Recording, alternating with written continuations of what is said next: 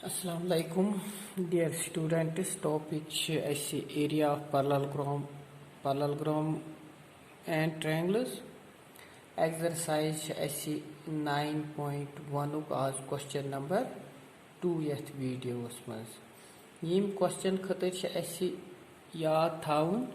कि ऐसी यत question मज अगर हसा अख triangle तो अख parallelogram same base पे आसन between same parallels आसन तेल area of triangle आसान बराबर 1/2 of area of parallelogram. अगर ऐसे अख triangle तो अख parallelogram same base पे तेल triangle हुंद area आसान parallelogram किस area किस nesbas बराबर. ऐसे ये यथ मज E, F, G and H are respectively the midpoints of sides of parallelogram ABCD. ABCD is parallelogram. E, F, G, H is mid side and midpoints. The H one you see E, F, G, H is mans bag yat byak yes ये quadrilateral छ बना ये छा नेसफ निम ABCD यह दिवन साबित करित तो गिवन छ ऐसे यथ मज in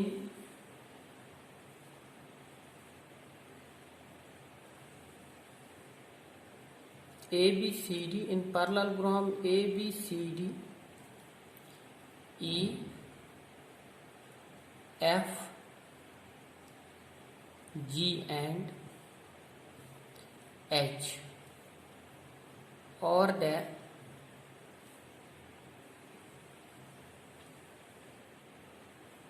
midpoints of sides AB, BC, CD and AD respectively.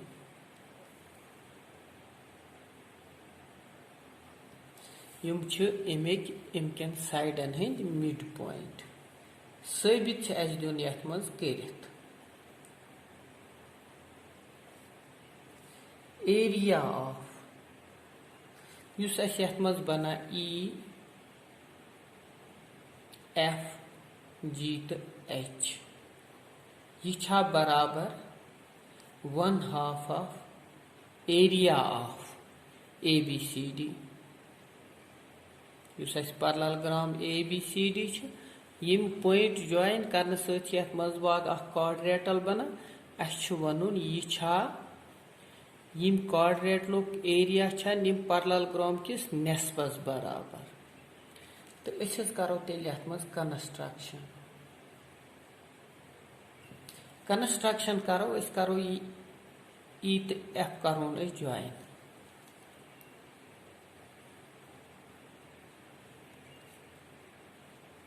Join H तो F करो ज्वाइन वो इस पर H F कोर ज्वाइन तेल बना ABCD यथ मज बना जो quadrilateral फिलहाल वो quadrilateral parallelogram दमो प्रूफ यथ बिल्कुल आसान यथ मज इन parallelogram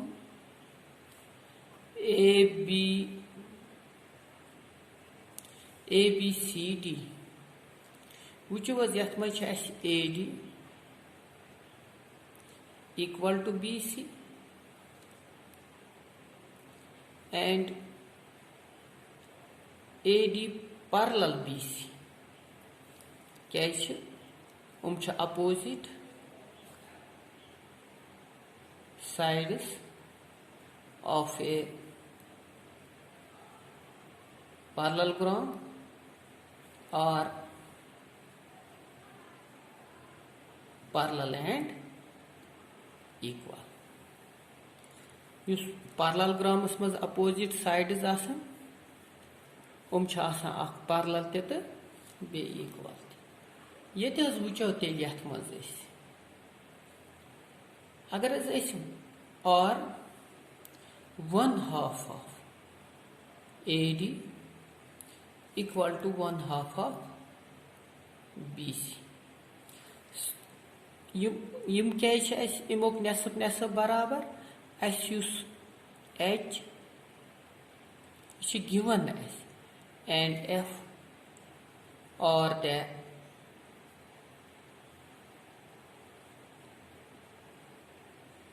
midpoints of sides AD and BC वुचु निमुक नेसफ तो निमुक नेसफ यह पानवे बराबर क्या यह निमुक मिड पॉइंट H F निमुक मिड पॉइंट तेल निमुक नेसफ तो निमुक नेसफ पानवे बराबर तो लिखो अत R AD युक नेसफ AH बराबर तेल BC युक नेसफ BF and parallel AH parallel BF parallel therefore AH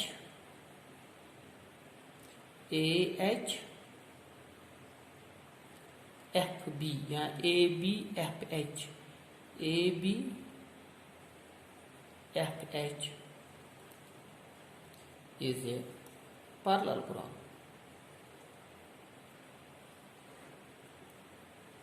Yel kun ti quadrilaterals maz one pair of opposite side parallel to equal tel chi asan parallelogram. Yath maz banav as ye pair nimo tel banav AB FH as parallelogram. Similarly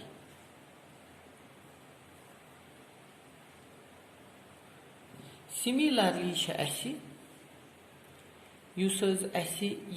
HFCD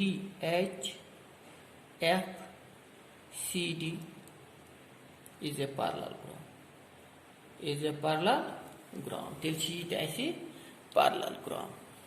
Yel yath maz one pair of opposite side use ABFH. Yath maz one pair of opposite side kor यह parallel तो बेच equality यह AH तो BF parallel तो equality तेल बना यह parallel similarly यह HD तो FC तो तेल parallel तो इक्वलिटी यह बनिम तेल parallel वह करो नाव वुचो पिछमस मज EHF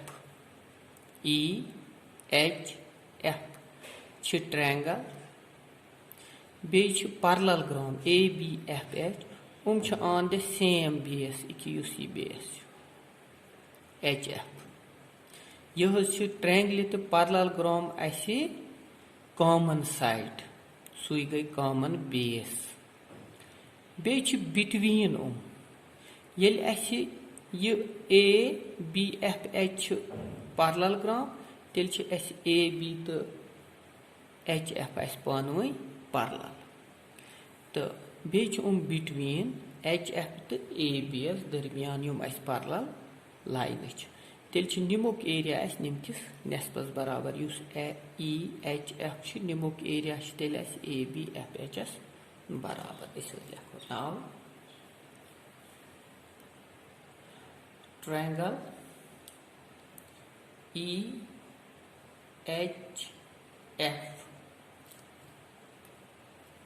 and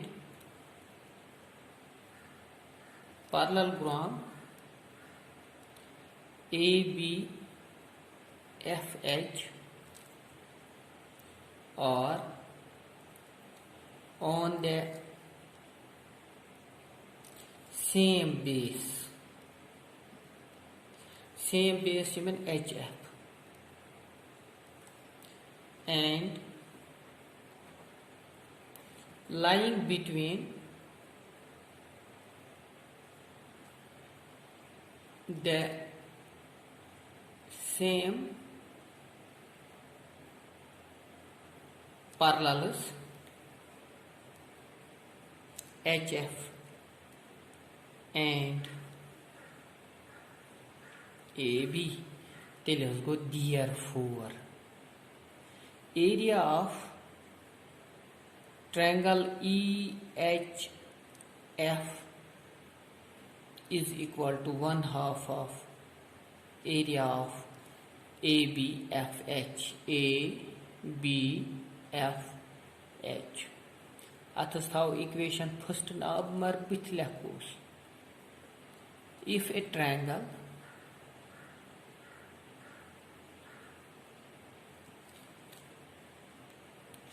and a parallelogram are on the same base, ये गए reference, and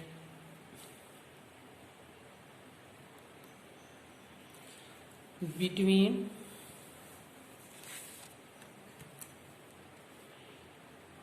the same parallels,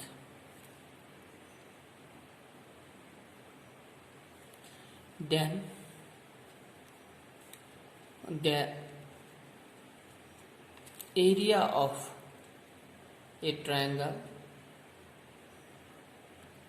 is 1/2 of the parallelogram.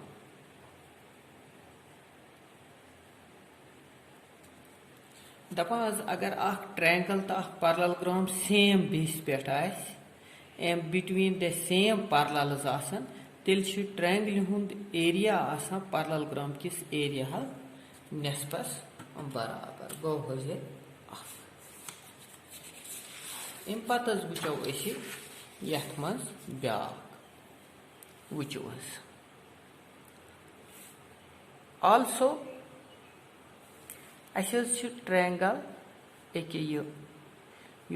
Triangle HGF triangle HGF and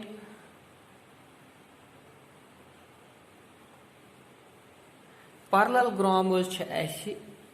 HDCF या HFCD HFCD नाव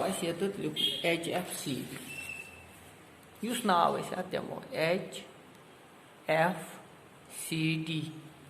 और on the same base same base pet and same base HF ये triangle HGF ये triangle बे ये parallelogram HFCD yum parallelogram अथ base पे common base in दोन common side HF बे ये HF तो बे इस पे ये पैरेललोग्राम ये तेल CD पैरेलल तो between same parallels same base and between the same parallels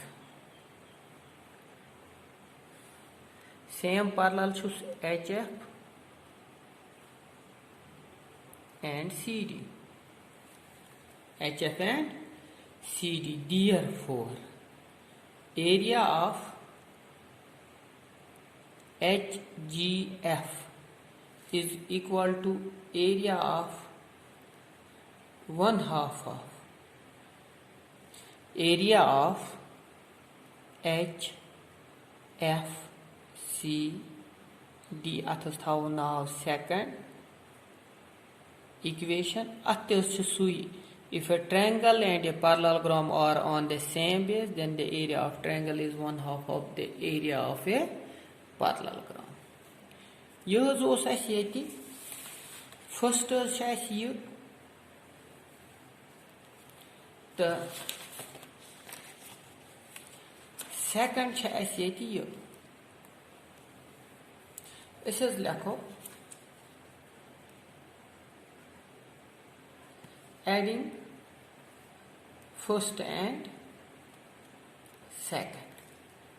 crore first तो सेकंड एड फर्स्टस मज एरिया ऑफ ई एच तो एफ प्लस सेकंडस मज area of H G F युम तेल बराबर ये area of 1/2 of area of A B F H plus गोस 1/2 of area of H F C तो डी ये फर्स्टस मज इस पर यथ मज निमन दोन हुंद एरिया करो बराबर निम ट्रायंगल हुंद एरिया तो निम ट्रायंगल हुंद एरिया करो जमा सह बनाव area of E F E F G H ये करो जमा सह बनाव E F G H E F G H यह गो बराबर यथ कड़ो 1/2 ऑफ कॉमन 1/2 ऑफ कड़ोस कॉमन तत रू तेल area of A B F H तो